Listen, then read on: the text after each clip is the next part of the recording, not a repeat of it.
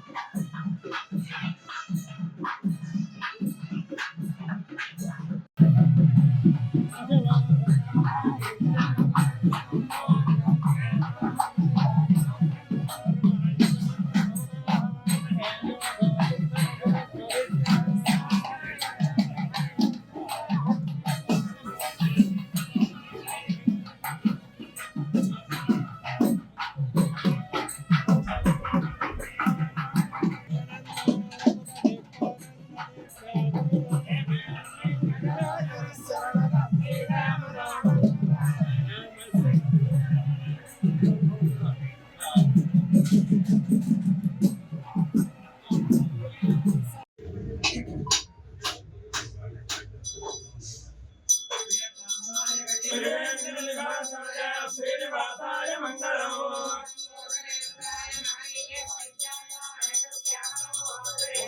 మోహన రూపాయ పుణ్య శ్లోకాయ మంగళం. వెంకటరమణాయ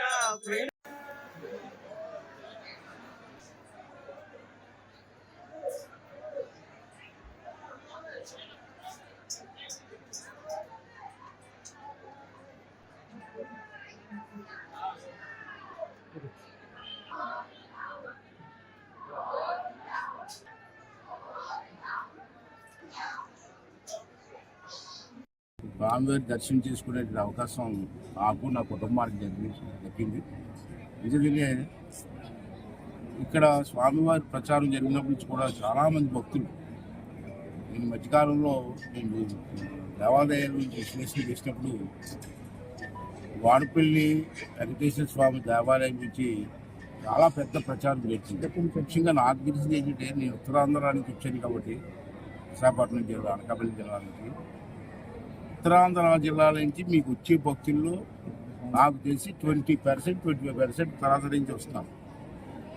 ఏ ట్రైన్ చూసినా, ఏ బస్సులు చూసినా మేము వాళ్ళు ఎక్కడ వెళ్తున్నారంటే స్వామివారి దర్శనానికి వెళ్తామని చెప్తున్నాను. నాకు నేను అక్కడ లోకల్గా నేను నర్సీపట్నం ఎమ్మెల్యేగా ఉన్నాం కాబట్టి చాలామంది భక్తులు నా దగ్గర కూడా వచ్చి మరి గుడికి వెళ్ళడానికి వాహనాలు మంత్రాన్ని పెడితే పోసాలు అవి చెప్పేస్తాను. అంటే ఇవాళ వారు మంత్రోచ్చరణ చేస్తుంటే లోపల అంత ప్లెజెంట్గా ఉందంటే ఆ దేవుని మీద దృష్టి ఉంది.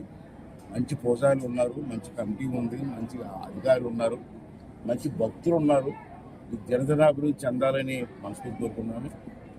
నేను ఎమ్మెల్యే గారితో నేను మాట్లాడేది ఫోన్ చేసి నేను గుడికి వస్తున్నాయ్యా, మా ఇద్దరు బాగా క్లోజు, ఎమ్మెల్యే గారు నేను క్లోజ్ కొడతాం, గుడికి వస్తానంటే నేను లేదు అక్కడ ఢిల్లీ వెళ్ళారు అర్థం అమెరికా వీసా కోసం, లేదు అన్నీ చెప్తారని చెప్పారు.